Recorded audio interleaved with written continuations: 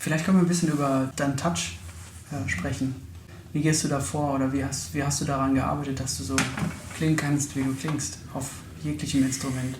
Die Vorstellung beginnt hier, glaube ich. Also was so die Frage, ich weiß gar nicht genau, wie ich das wie ich das dann mache, aber ich versuche mir einen Klang vorzustellen oder zumindest, sagen wir mal, eine Vorstellung von Klang überhaupt zu entwickeln am Instrument.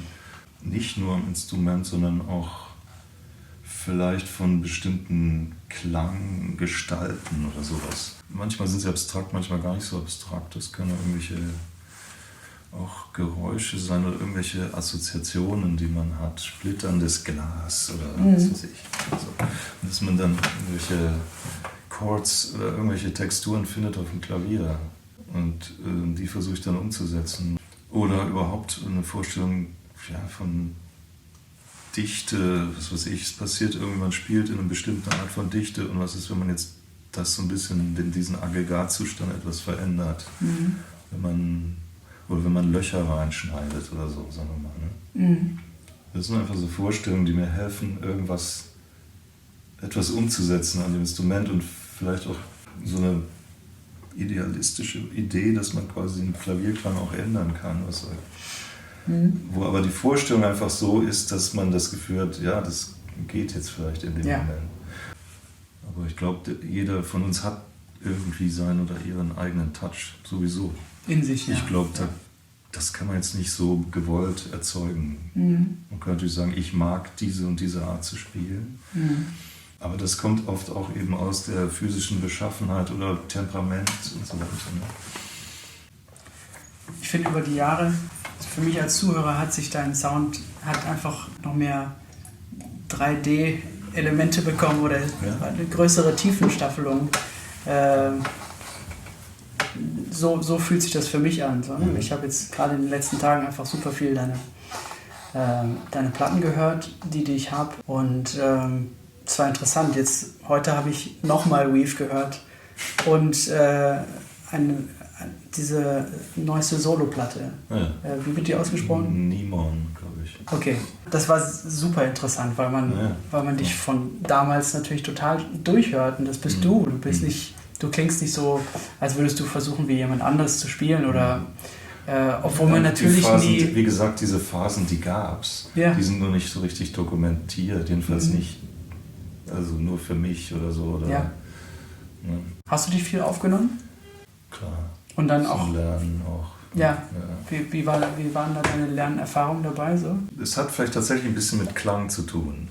Und für mich hat es viel mit Projektion zu tun oder mit, sagen wir, mit Energie auch. So, dass ich merke, hey, das ist nicht schlecht, aber es fehlt irgendwie, eigentlich fehlt da jetzt so ein bisschen der Push. Und das Anhören, was mir vielleicht auch manchmal ein bisschen Bestätigung gegeben hat vom Sinne von, das Material ist nicht so schlecht. Es muss mehr Überzeugung dahinter sein.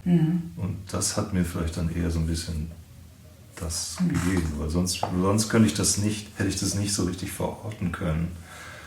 Ich möchte schon gern selber wissen, wie es klingt, was ich mache. Ich meine, wenn du ein Bild malst, siehst du direkt das Bild. Oder wenn du einen Text schreibst, liest du den Text durch. Wenn du jetzt Musik nicht aufnimmst, dann hast du irgendeine diffuse Erinnerung daran. Insofern, ja, das ist ein absolut wichtiges Hilfsmittel. Oder sowas wie Time. Also gehen die Phrasen aus oder wie sitzt es rhythmisch ineinander, auch mit den anderen Instrumenten. Und das hat mich dann natürlich darauf gebracht, okay, das müsste ich jetzt, da ist so ein Ding, das muss ich jetzt mal ein bisschen üben. Wie hast du das gemacht? Ich habe einfach versucht, wenn es jetzt um so rhythmische Dinge geht, einfach versucht, die Sachen präziser, teilweise sind es einfach technische Handicaps, oder es ist nicht verstehen so richtig, also es ist eine ungefähre Vorstellung von einer bestimmten Rhythmik. Man weiß nicht ganz genau, man ist noch nicht an dem Punkt, wo man damit richtig frei ist. Also man denkt, es ist dann manchmal hilfreich, bestimmte Rhythmen zu üben oder Überlagerungen oder solche Dinge, dass man ungefähr weiß, wie sich das anfühlt, wie lange fühlt sich das überhaupt an, wie lange fühlt sich jetzt dieser Notenwert an. Das genau unter die Lupe zu nehmen, irgendwann geht es dann wieder ins Unterbewusste und dann muss man sich da jetzt nicht mehr so konkret mit beschäftigen, aber solche Fragen tauchen immer wieder auf. Ja, überhaupt die ganze Frage von Rhythmik, Phrasierung, Placement ist so ein interessanter und komplexer Bereich. Da sind viele Sachen, die ich jetzt erst verstehe, wenn ich Musik höre. Also, was waren da so Aha-Erlebnisse, die du in letzter Zeit hattest? Ich höre einfach gern wieder viel Jazz und ich höre gern Schlagzeug und ich höre gern Triolen und so Sachen, die mir früher, die gar nicht Feinheiten, die mir einfach nicht so bewusst waren. Vierteltriolen, verschobene Vierteltriolen, was für eine große Rolle das spielt. Und das ist trotzdem, es gibt ja nicht nur eine Form, die zu spielen, sondern es gibt so Millionen von kleinen Phrasierungsabweichungen, individuellen, wo die Note genau platziert wird und so weiter.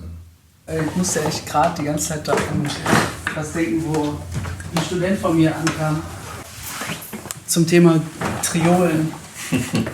Musste ich sofort dran denken, als du das erzählt hast. Diese Intro von Charlie Parker, die ich einfach überhaupt nicht verstanden habe. Und der Student von mir meinte, er würde es harmonisch nicht verstehen. Und dann habe ich, okay, zeig mal her. Und dann habe ich aber gesagt, harmonisch nicht verstehen? Ich verstehe es so rhythmisch überhaupt nicht. Aha. Also, just do it.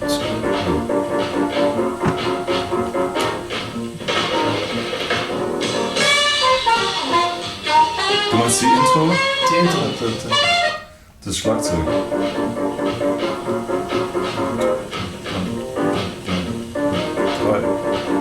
Ja, alle spielen drei. Fällt mir jetzt zum ersten Mal auf. Ja. Je öfter man das hört, desto... Ich bin immer verrückt geworden.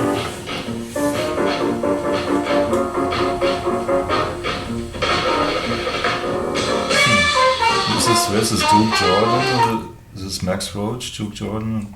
Ja.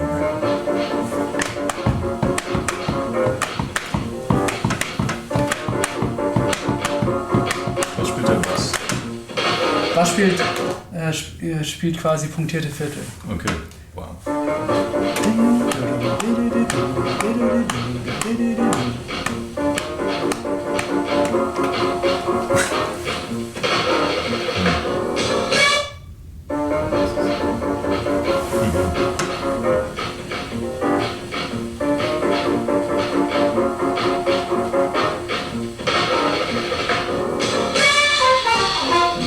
Bis ich irgendwann die Intro mit dem eigentlichen Stück verbinden konnte, hat echt unfassbar lang gedauert. Und letztendlich, habe ich Je irgendwann mehr mal... man reinhört, desto weniger versteht man. Genau. Und dann habe ich es irgendwann aufgeschrieben übereinander und dann wurde mir klar, dass alle in irgendeiner Form 3 spielen. Aber dass das Tempo ist... Genau, Triolen, punktierte. Das ist natürlich echt sophisticated. Und der Schlagzeuger spielt 1, 2, 3, 1, 2, 3. Aber weißt du, er ist doch noch Vierteltriolen. Genau. Klavier. Ja. Wow, das ist deep shit. Ja, es ist halt so organisch und weniger mathematisch auf eine Art. Ja. Klar können wir das ausrechnen, aber ich habe es dann mit 3 Studenten zusammen gespielt und es klang nicht so. Obwohl wir quasi rhythmisch das so gespielt haben, wie das, was jeder von den beiden macht. Aber es atmet halt, es lebt irgendwie so. Und das ist das, was man vielleicht heutzutage so ein bisschen auch vermisst, irgendwie, viel Musik, dass es irgendwie atmet und lebt. Ja, ich hatte immer mal irgendwie so eine Idee für eine Band, die einfach die erst mal jahrelang vielleicht an einer eigenen Phrasierung arbeitet, wo die Musik dann irgendwie so kodiert ist, dass man gar nicht mehr nachvollziehen kann, was da passiert. Aber es gründet sich vielleicht auf einer Art von Flow und Rhythmik, die man erarbeitet. Zum Beispiel, ich weiß nicht, die Captain Beefheart Platten, das war mal eine Weile, also diese Trout Mask Replika, und die haben, glaube ich, Frank Zappa hat das produziert. Das ist ziemlich schräge, irgendwo vom Blues herkommende, grungige Rockmusik aus Ende wann ist das aufgenommen? Ich glaube so Ende 60er. Und ich habe mal ein Buch darüber gelesen, dass die haben, glaube ich, 2 Jahre lang, glaube ich, nur geübt, und der Typ war, glaube ich, auch ein ziemlicher Tyrann. Und natürlich dann mit Drogen und was weiß ich, alles, irgendwie so Mind Games. Aber auf jeden Fall, das ist eine Musik, die klingt wie nichts anderes. Und du verstehst einfach teilweise überhaupt nicht, was ist das eigentlich für eine Art Rhythmik und was ist hier los. Ja, irgendwie hat mich das mal eine Weile angeregt, irgendwas zu finden in der Richtung. Aber ich habe bisher noch niemanden gefunden, der 2 Jahre mit mir. Genau. Hast du Zeit für die nächsten 2 Jahre, eine Phrasierung zu üben? Mich hat es irgendwie inspiriert, auch bestimmte Sachen, rhythmische Sachen zu notieren in einer bestimmten Art und Weise, die dann... mir fällt gerade nicht das... Grün habe ich ein paar Stücke, ein Stück, da kommt eigentlich als Prinzip immer sowas vor wie ein verlängerter oder verkürzter Takt. Also 4/4, 5/4 plus 2 Triolenachtel oder sowas. Ja. Oder minus 1 Triolenachtel. Das ist eigentlich das gleiche. Minus 2 oder keine Ahnung. Ja. Also immer so im Grunde Phrasen, die total eigentlich rhythmisch gefühlt werden, aber die jetzt nicht unbedingt einen Vierteltakt ausmachen. Ja, was ich allgemein interessant finde, eigentlich so Stücke zu haben, wo ab und zu so Spots sind, wo tatsächlich nicht ganz klar ist oder wo zumindest mehrere Möglichkeiten entstehen oder mehrere Möglichkeiten da sind, um diese Stelle zu spielen. Also meinetwegen, das heißt nur, den Takt etwas länger zu spielen oder auch kürzer. Dass das jedes Mal quasi so ein bisschen verhandelbar ist. Wie hältst du es generell, quasi Zusammenstellen von einer Band oder Leiten von einer Band? Was wichtig ist für mich auch als Herausforderung, für mich selbst, ist oft Sachen, die man gemacht hat, erstmal auch wenn die erst gar nicht funktionieren, nicht gleich beiseite zu legen, sondern zu sagen, pass auf, eigentlich üben wir jetzt mal eine Stunde daran. Da muss ich aufpassen, dass ich in solchen Situationen nicht zu schnell aufgebe, weil es ist natürlich einfacher, eine coole Probe zu haben. Und manchmal ist Proben aber nicht cool. Auch da ist der Input von anderen, irgendwie Jim Black oder Christian, die dann einfach sagen, nee, warte mal, lass uns das jetzt ausfinden. Oder es ist noch nicht ganz. Ne? Und manchmal sitzt du da, es gibt mit Grünen, da gab es Stücke, da lag zwischen dem ersten Mal, wo ich das Stück mitgebracht habe, und dem Punkt, wo wir das alle mehr oder weniger angefangen haben, ein bisschen zu verstehen, auch vor allem, wie man dann darüber spielt, lagen Jahre wahrscheinlich sogar. Wie ist es generell, wenn du so Stücke über Jahre hinweg spielst? Wie schaffst du es quasi frisch, dem Material entgegenzutreten? Tja, es gibt also schon bei mir Stücke, die haben auch ein Verfallsdatum. Ja. Also es gibt Sachen, die hole ich manchmal wieder aus dem Schrank oder so, gucke mir die an und sage, oh, ganz schön eigentlich. Aber dann gebe ich auch bald wieder auf. Ja. Weil ich dachte, irgendwie das ist halt so ein bisschen passé vielleicht. Und es gibt halt bestimmte Stücke, und das sind dann meistens gar nicht so kompliziert. Die haben für mich dann, weil dadurch gibt's dann, erlauben die mir mehr Freiheit im Umgang. Ja. Und dann verändern sie sich sogar noch ein bisschen und so. Da gibt es schon ein paar, die ich dann noch immer ab und zu spiele. Genau, es gibt so Momente, dann geht dir das auch so, wo man plötzlich irgendwie eine Klang- oder harmonische Vorstellung, die man mal hat, die vielleicht etwas krud war am Anfang, als man das Stück geschrieben hat, und plötzlich versteht man irgendwie die Stelle und findet den richtigen Akkord oder zumindest irgendeine Art Logik darin. Also vielleicht nicht so sehr vielleicht Harmonielehre technisch fundiert, aber für sich selbst eine Art Logik, der Akkord ist da, weil, oder der Akkord den modifiziere ich jetzt so, weil das ist eigentlich das, was an der Stelle stehen sollte. Das geht mir manchmal so bei älteren Sachen. Ja, mir auch. Ja. Und dadurch bleiben sie dann auch am Leben so ein bisschen, weil man auf einmal dann durch das Hinzufügen von dem neuen Akkord oder von dem neuen Ton, den man anders spielt, ist so ein bisschen so ein Rauschgefühl bei mir. So, eine neue Möglichkeit. Okay, lass mal schauen, was das jetzt macht mit uns, wenn wir das jetzt... Was hat das dann für einen Effekt auf die darauf folgenden 4 Takte, die vielleicht gleich bleiben? Dadurch, dass ich diese eine Note ändere oder so. Auf einmal so ein neues Leuchten in so einer Stelle. Stimmt. Wie ist das mit Standards? Wie viel setzt du dich mit dem Thema eigentlich so auseinander im Moment? Und wenn ja, wie schaffst du es da, dem Material, was man ja auch so gut kennt, dann offen zu begegnen? Durch das Unterrichten bin ich jetzt ein bisschen wieder näher daran gekommen. Also ich spiele fast nie Standards live. Also es gibt manchmal Situationen, aber eigentlich auf meinen eigenen Gigs so gut wie nie. Es ist aber immer so ein bisschen Teil meiner Hausarbeit oder so, dass ich schon gern mal über ein Set von Changes spiele oder so, um zu improvisieren, weil für mich ist Improvisieren über eine Akkordfolge ist einfach Teil einer bestimmten Disziplin und auch Teil von der Kreativität, finde ich. Einfach irgendwie neue Melodien zu hören, zu erfinden, oder auch mit quasi als Art Spekulation, dass was passiert, wenn ich jetzt so daran gehe. Und jetzt durchs Unterrichten habe ich angefangen, weil irgendwie mich das genervt hat, dass die oft ihre Informationen aus diesen Realbooks nehmen. Aber ich habe dann tatsächlich mal angefangen zu untersuchen, was sind denn eigentlich die Changes von diesem Stück?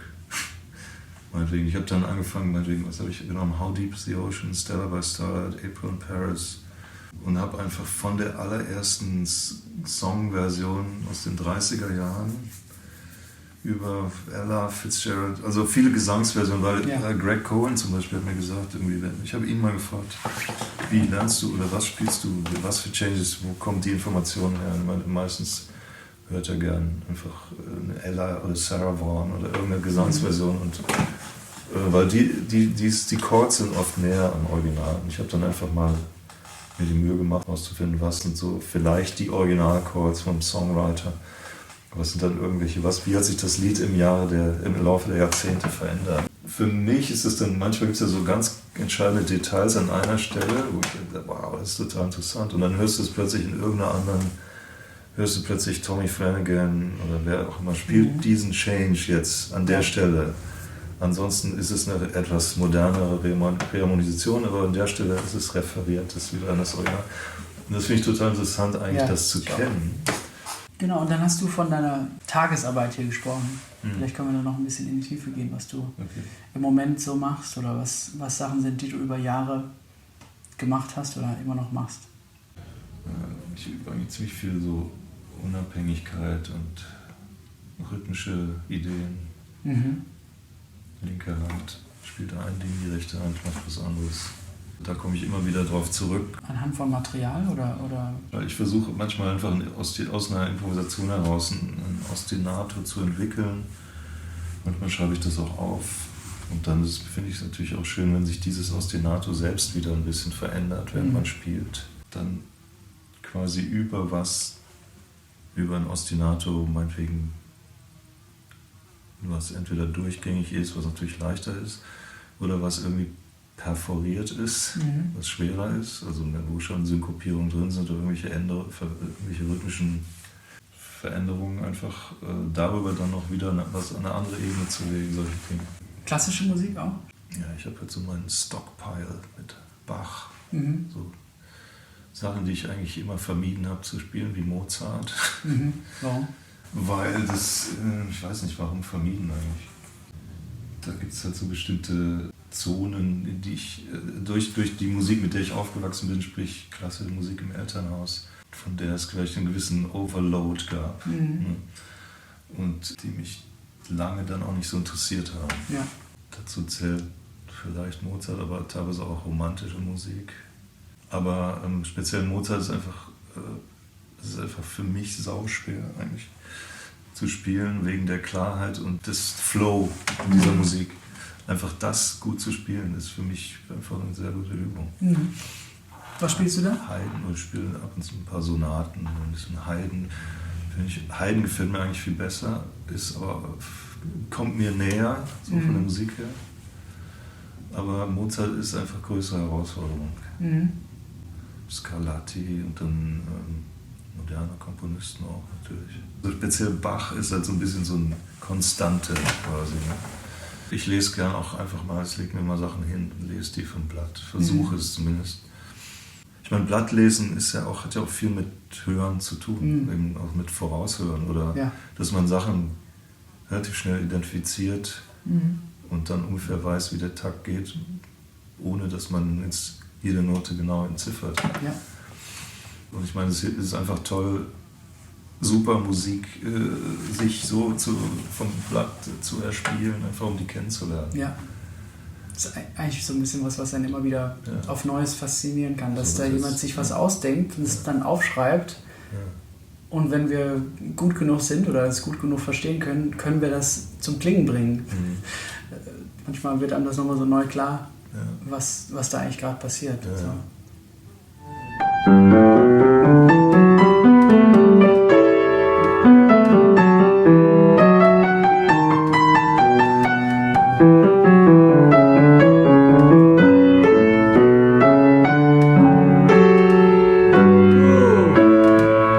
Nochmal.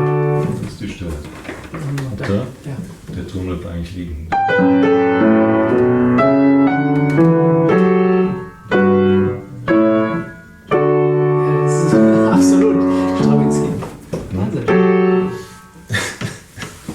Was meinst du, wie er das sieht? Was ist das? Stimmführungstechnisch.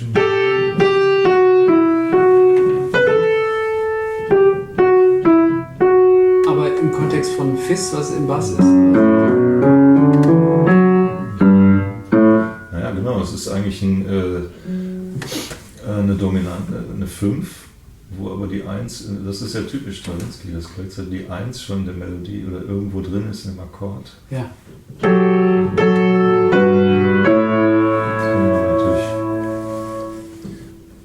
Zu viele Fisse, wenn man das natürlich nicht. Geil.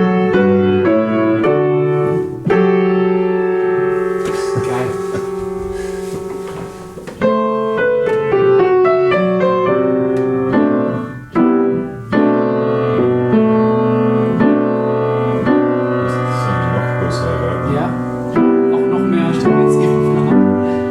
Obwohl der Ton bleibt, das A bleibt liegen, das macht nichts.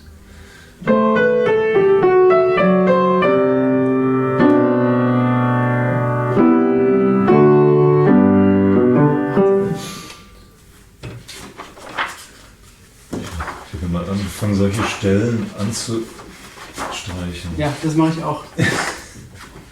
Was war das jetzt? Was? Das sind die französischen Suiten. Ja. G-Dur.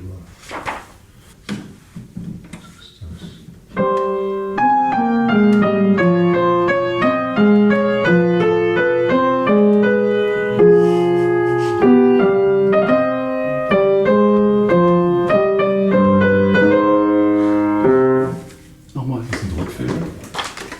Also die.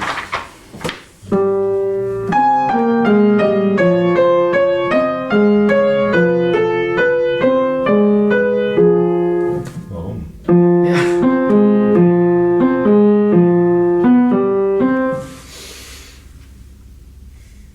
Ja, das ist out mit dem A. Da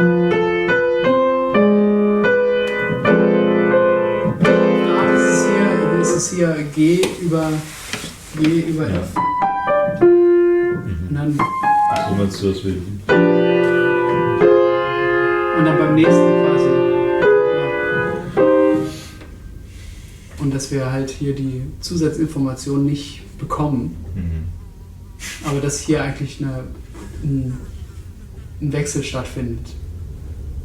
Aber das Des ist auch geil. Dass das Des da schon kommt. Oder überhaupt nicht.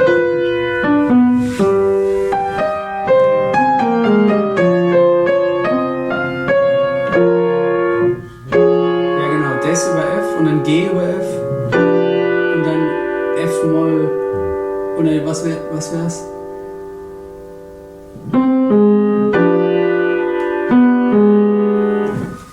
Tja, wenn das C nicht wäre, ich weiß nicht. Ja, F-Moll 6 vielleicht.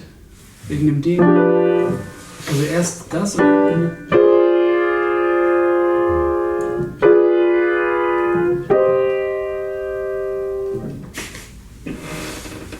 Geil. Ja, das waren früher immer so unüberwindliche Hindernisse einfach. Deswegen habe ich auch überhaupt angefangen mit Jazz und mit Improvisation, weil, hey, das ist einfach. Oder ich dachte, ja, jetzt kann ich mal, ja, es war irgendwie befreiend. Okay, da gibt es ein Akkordsymbol, ich wusste zwar kaum, was das bedeutet, aber zumindest hat mir da keiner jetzt Töne vorgeschrieben, so konkret. Ja.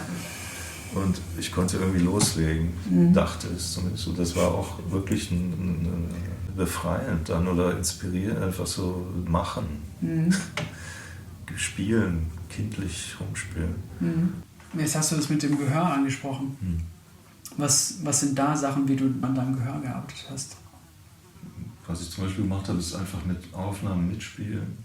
Also ich habe zum Beispiel in der Zeit, wo mich auch so serielle Musik mehr angefangen hat zu interessieren oder ich versucht habe, diese Strukturen mehr, also zum Beispiel, ich war in Schönberg, die erste Begegnung war, habe ich irgendwo ein Konzert mal gehört, da hat jemand was aus den Opus 19 Klavierstücken gespielt und das war so, wow, das war echt so da ging total was auf und ich habe aber dann Jahrzehnte gebraucht, um ich wusste nicht, was macht man mit dieser Klangwelt eigentlich dann. Ich glaube, der erste, wo ich das gemerkt habe, das geht eigentlich auch in einem improvisierten Kontext, war Georg Gräve. Ich in Köln habe ich ihn oft gehört mit Ernst Reisiger und Jerry Hemingway und auch mit Frank Gradkowski hat er auch viel gespielt in der Zeit und da habe ich mal irgendein Ding da mit einer Sängerin, ich weiß nicht mehr, war es Doro Schürch vielleicht. Auf jeden Fall Leute, mit denen er viel zusammengearbeitet hat. Und die haben dann irgendwie so eine Art improvisierten Webern oder Schönberg. Wie ist das möglich? Und dann habe ich zumindest gesehen, dass es die Möglichkeit gibt. Und dann habe ich eine Zeit lang ich habe dann zum Beispiel eine Hans-Werner Henze Musik aufgelegt und dazu gespielt. Ja, das mache ich auch. Und das Schöne ist, das ging eigentlich schneller, hat schneller Spaß gemacht, als ich dachte. Weil eigentlich ist auch wieder so eine Offenheit darin. Es ist natürlich auch die Gefahr einer Unverbindlichkeit, dadurch, dass man halt in einem chromatischen Kosmos agiert.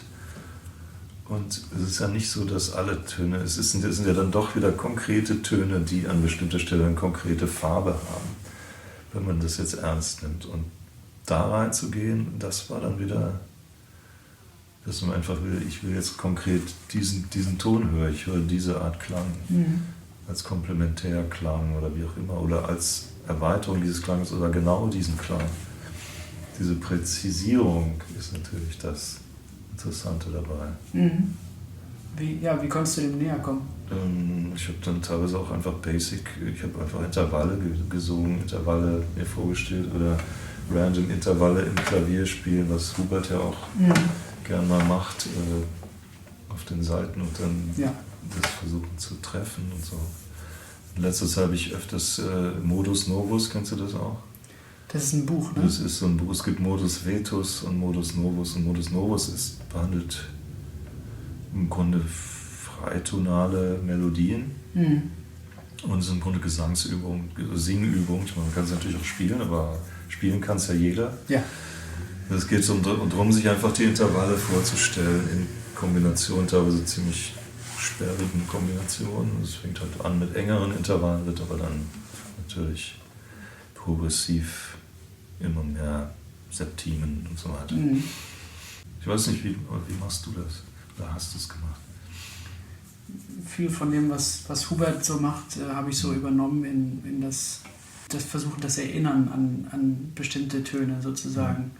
Das Connecten von Tönen, die wir um uns herum haben, wie die Türklingel oder das Rufzeichen oder solche Sachen, dass man so eine individuelle Bekanntschaft verknüpft mit jedem Ton sozusagen. Aha. Und dass dann das Wiedererkennen schneller passieren kann. So, das kenne ich daher, das ist der Ton.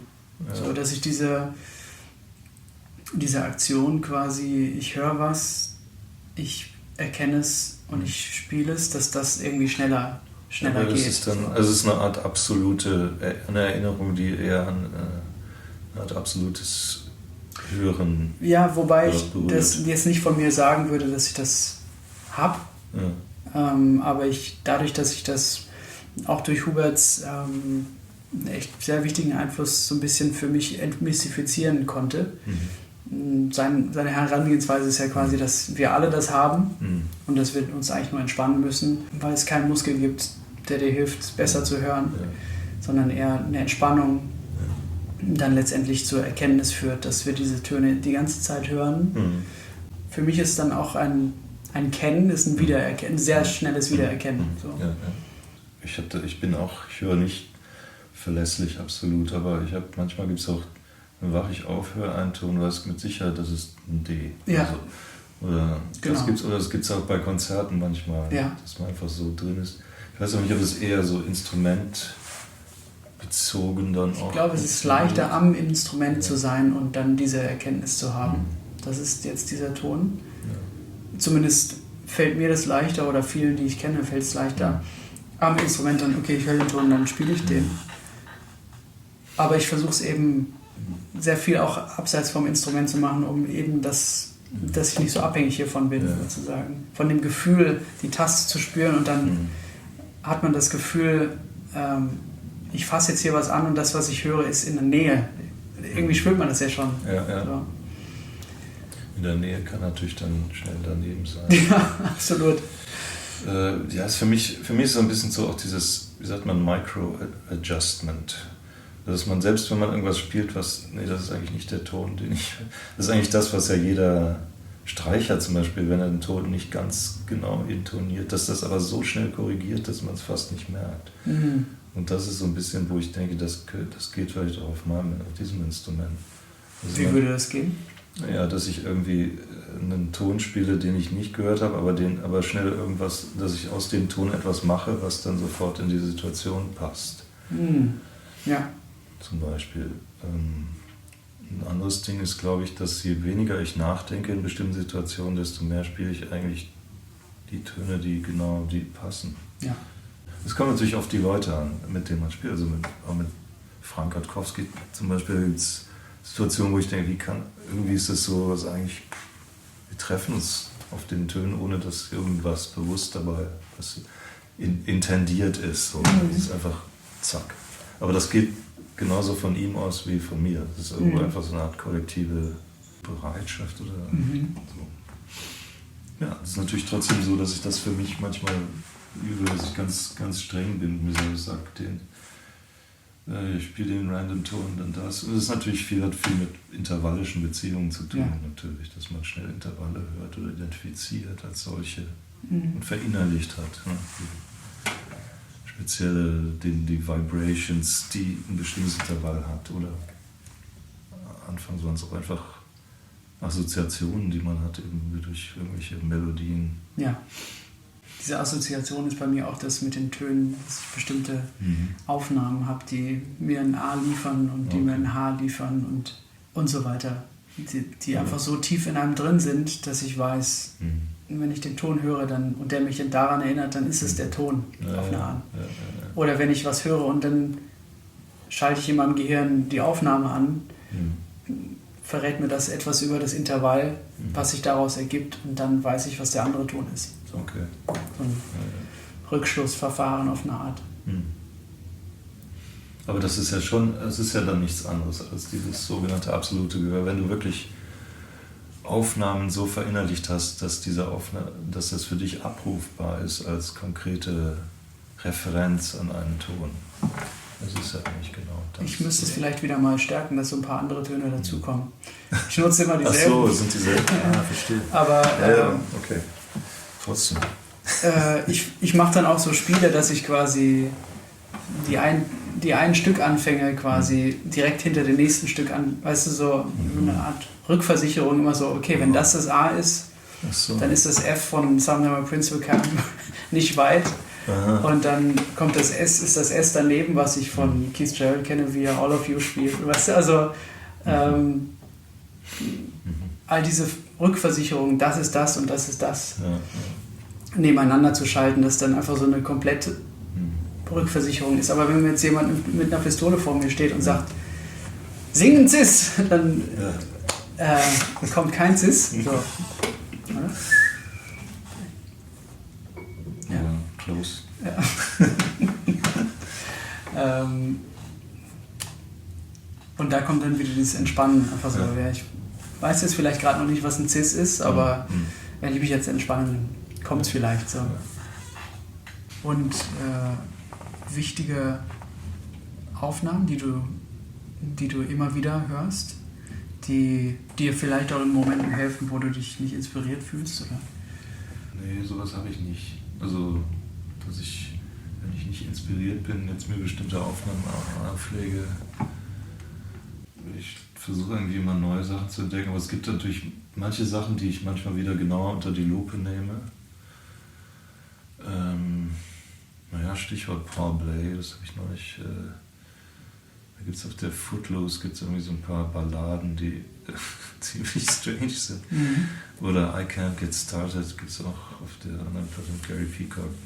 Oder ein anderes Beispiel wäre Bill Evans' All of You mit Scott LaFaro. Das sind so Aufnahmen, die habe ich ziemlich früh schon gekannt, und das waren für mich immer so Klänge, aber nie, ich habe die nie wirklich entkodifiziert. Ja. Wie gesagt, manchmal bestätigt es einem auch, dass es eigentlich ziemlich mysteriös ist, was da abgeht. Ich kenne allerdings auch da immer dieses Gefühl von, oder was oft bei mir dann kommt, auch dieses Gefühl von, das. Ja. So, das ist so, es ist eigentlich nur das, aber warum klingt auf einmal nur das so gut? Und dann kommen wieder Sound und Time und Phrasierung Irgendwann ist mir bewusst geworden, wie ich dachte mal, Herbie würde bei Nefertiti in der Begleitung wahnsinnig vielstimmige Akkorde spielen. Und irgendwann ist mir klar geworden, dass es hauptsächlich Quart-Voicings waren, also 2 Quarten übereinander. Und es klang aber so fett für mich, es klang so nach so vielen Tönen, so reich, so satt. Dr. Joe Henderson, Our Thing. Ja, die habe ich letztens entdeckt, so ich erst. Das ist zum Beispiel ein Voicing für B7. Oder für S7 ist später, glaube ich.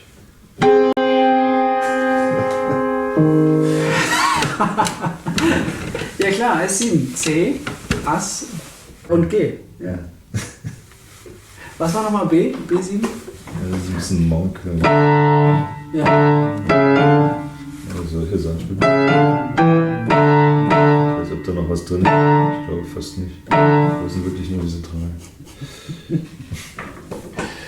Geile Sachen, die du in letzter Zeit so entdeckt hast für dich.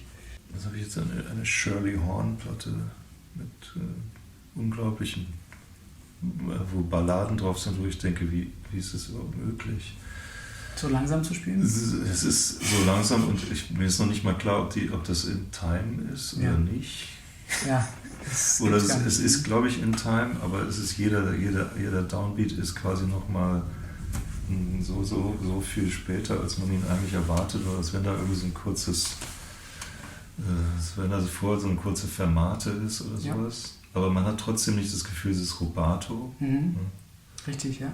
Welche ist es? Die heißt, glaube ich, Softly. Kennst du die? Nee, Softly. Wenn du die bestellt, ich habe das nur, als ich nach Stücken recherchiert habe, so dieses Gershwins Ding, How Long Has This Been Going On? Wow, das würde ich gern von dir haben. I was taught that I ought not expose my inner Das ist eigentlich schon, diese Chords, die sind so...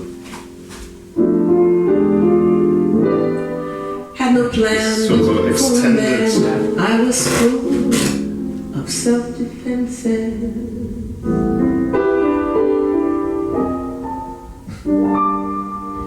Now I feel that I really should face the consequences.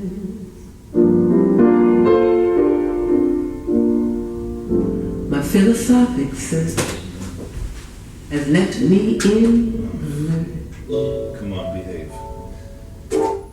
I must find one Sorry, nochmal. is behaving like a dancer.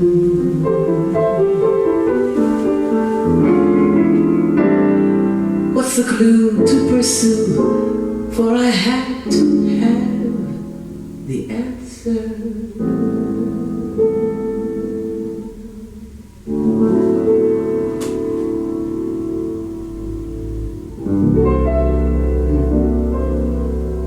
I could cry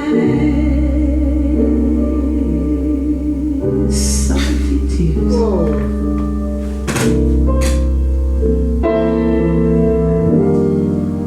Und die spätesten Einzelnen, die sind... Where have I been all these years?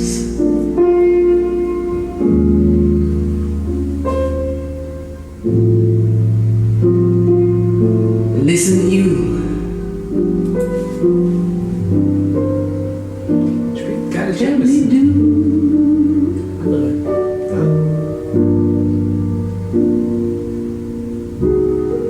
how long has this been going?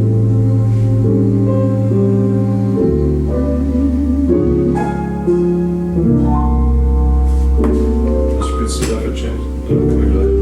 There were chills up my spine.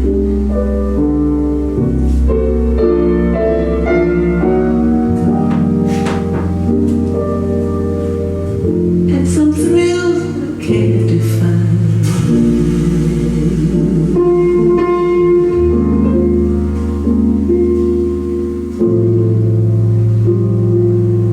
Listen, sweet.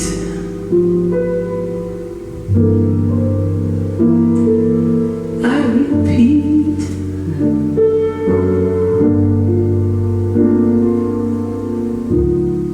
how long has this been going on?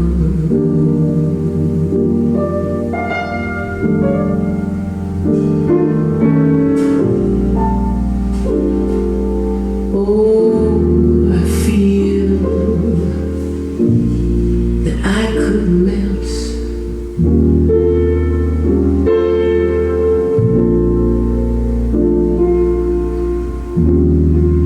into heaven.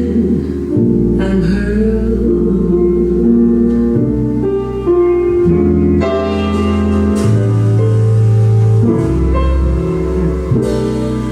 I know how Columbus felt.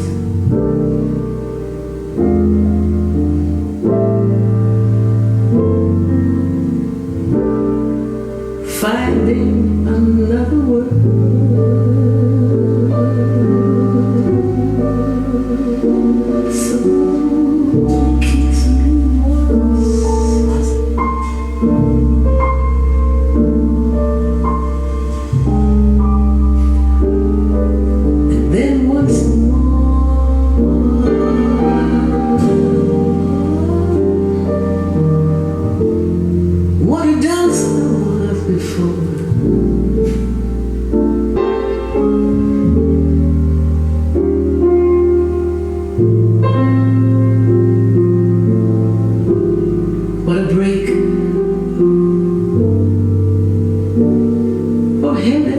heaven's sake.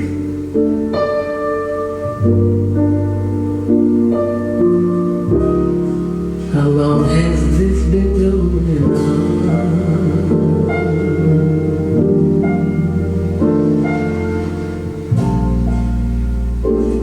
Oh, I feel that I could melt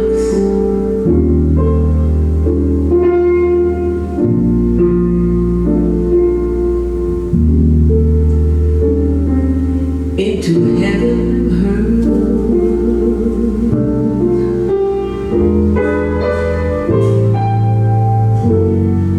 I know how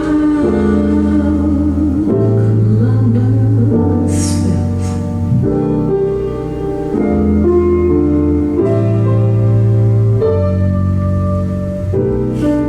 Finding another world.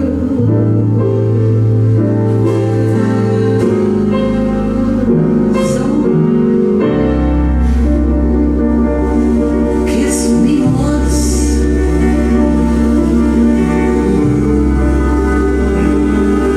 Then once more.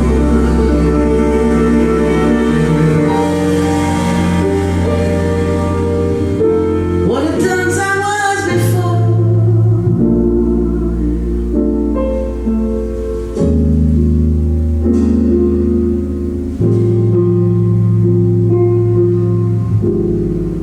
What a break, for heaven's sake.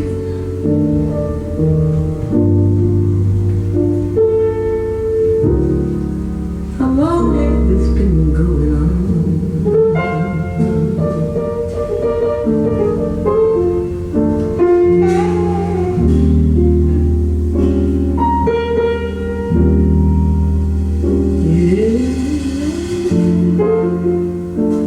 Total elastisch. Jetzt,